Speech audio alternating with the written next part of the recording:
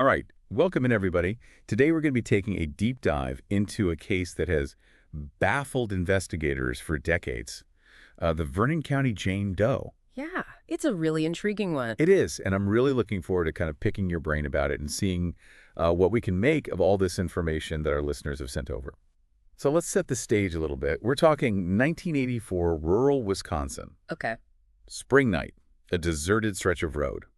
And it's there that three teenagers make a horrifying discovery. Yeah, a woman's body. Yeah. It's one of those scenes that just, from the get-go, it's just shrouded in mystery. Absolutely. Not just the brutality, but also all the lengths that seem to have been gone to conceal her identity. And speaking of the brutality, the sources really do paint a really grim picture. I mean, we're talking a face that was bludgeoned beyond recognition. Broken jaw, broken eye socket. But the detail that really gets me are the severed hands. Yeah, and the removal of the hands, I think that's incredibly significant. It really suggests that whoever did this, they knew that fingerprints could lead to identification. Right. This wasn't just some sort of random act of violence. There was calculation here.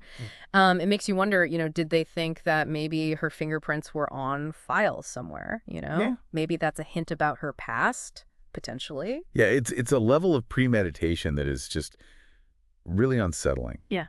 But even with those efforts to conceal her identity, there are still some clues. We know she was estimated to be somewhere between 50 and 65 years old. She had this graying brown hair that was styled in a perm. And then there were the clothes. Oh, yeah. A paisley dress, a blue turtleneck, a homemade coat, tan slip-on shoes.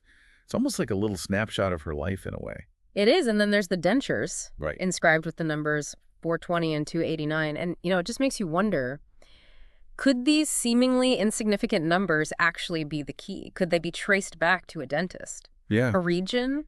A time period even? Yeah. Sometimes it's the smallest details. The tiniest things that can crack a case wide open. Absolutely. It's like putting together this puzzle with only like half the pieces, and those denture numbers feel like a corner piece, a place to start building from. And then we add on top of that the eyewitness account. So there was this couple who reported seeing a suspicious man in a yellow Datsun near the crime scene that night. Right, and that Datsun actually leads to some physical evidence. Okay. Police found a broken denture inside the car, blood, and also a man's watch. Wow.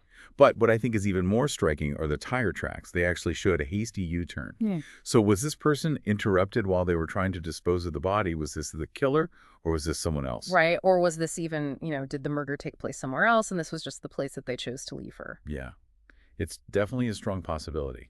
Sources indicate that investigators believe she wasn't actually local. They think she might have lived within, say, a 100-mile radius. Oh. So now we're not just talking about a murder, but potentially a crime scene that's separate from where she was actually found. It just expands the scope of this entire investigation. Yeah.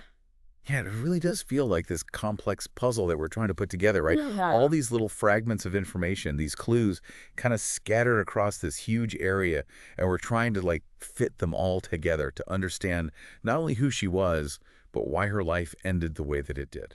I think a lot of it circles back to that detail that we talked about earlier, the removal of the hands. Right. I mean, it really does just point to this very deliberate attempt to erase her identity. But why go through all that trouble? Was she involved in something risky? Yeah, that's the question, right? Yeah. I mean, if someone thought her fingerprints were potentially on file, it does suggest a past that could be connected to her death. Maybe a criminal record. Yeah. Or was she a witness to something? Someone who knew too much? It's a scary thought, but it would definitely fit with the level of premeditation that we're seeing in this case. And it all goes back to the dentures, too. Really? They could be a link to her past. Yeah. Like maybe a prison dentist or some specific type of dental work that was only available in certain institutions. Those numbers, they feel like they're whispering some kind of secret, right? Yeah. Like they're trying to tell us something about her life, if only we could crack the code. But even with all those clues, this mystery deepens when we consider the eyewitness account. That couple who saw the man in the yellow Datsun. Could they be the key to solving all of this? I think their testimony is definitely crucial. They not only described the potential suspect, but they also led police to all that physical evidence that we talked about, the broken denture, Right. the blood, the watch. But the big question is, was this the killer, or did they have some other role in this whole tragic story? Could they have been just disposing of the body for someone else? Or maybe they just happened to stumble across the scene and panicked and tried to get out of there as quickly as possible. It's chilling when you start thinking about all the different possibilities.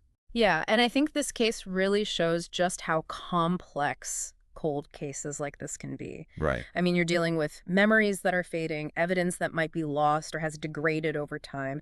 And then there's just the fact that so much time has passed. Right. It really is a race against time to find the truth. It is, and that's why it's so important to keep cases like this in the public eye, because someone out there might have a piece of this puzzle, a memory, a detail, no matter how small it seems. Exactly. And it could be the thing that breaks this case wide open. Right. And actually, before we go any further, we want to take a moment to thank all of you for joining us on this deep dive. Absolutely. If you're finding this exploration of the Vernon County Jane Doe case as fascinating as we are, please consider hitting that like button and subscribing to our channel. It really does mean the world to us, and it helps us keep these stories alive. We appreciate each and every one of you. Now let's get back to this case. We've examined the evidence, we've talked about potential suspects, and we've really wrestled with all these haunting questions surrounding her death.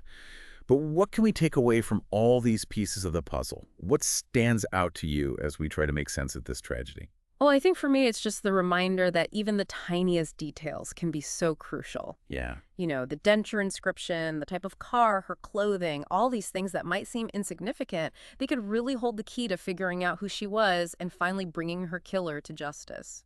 It's like a reminder that every life, even a life that's shrouded in mystery, it leaves these traces, these whispers of a story. Mm-hmm. And it's our job to try and listen, to connect those dots and bring those whispers to life. I agree. I think it's our responsibility as investigators, as storytellers, and as a community to try and piece together those fragments and really give a voice to the voiceless. Because everybody deserves a name, a story, and justice. It's like we're putting on the detective hat in a way. Right. Going through all the evidence, Yep. trying to piece together the fragments of this woman's life, trying to figure out not just what happened, but like you said, why it happened. Yeah, it's a why that I think really draws a lot of us to these unsolved mysteries. Yeah. And especially in a case like this where the victim is still nameless, it makes it even more important to try to find some answers. She deserves a name, she deserves a story, she deserves some kind of resolution to this. Absolutely. And this is really where our listeners come in, because you guys have been so incredible in the past with these deep dives. Yeah. Sharing your own perspectives, helping us kind of look at these cases from all these different angles. We really believe that there's someone out there who might have that missing piece of the puzzle. Yeah. Maybe you remember seeing a woman who looked like her back in '84, maybe in a nearby town or on the highway or something. Or maybe you remember hearing a story, a rumor, anything at all that could be connected to this case. And don't think that just because a detail seems small or insignificant, it's not worth sharing. Right. Let the authorities figure that out. Every little bit of information, every lead, it could be the thing that helps bring justice to the Vernon County Jane Doe. And as we wrap up this deep dive, I want to leave you with one final thought. What if the killer was right? What if her fingerprints really were on file somewhere? Who was she? What kind of life did she live? Was she running from something? Was she trapped in some kind of dangerous situation that she couldn't get out of? These are the kinds of questions that really stick with you long after you've learned about a case like this. And I hope that by keeping her story alive, by continuing to search for those answers, maybe one day we can give her back her name, give her back her identity, and finally bring some closure to this tragic case. Thank you so much for joining us for this deep dive. We really appreciate every single one of you.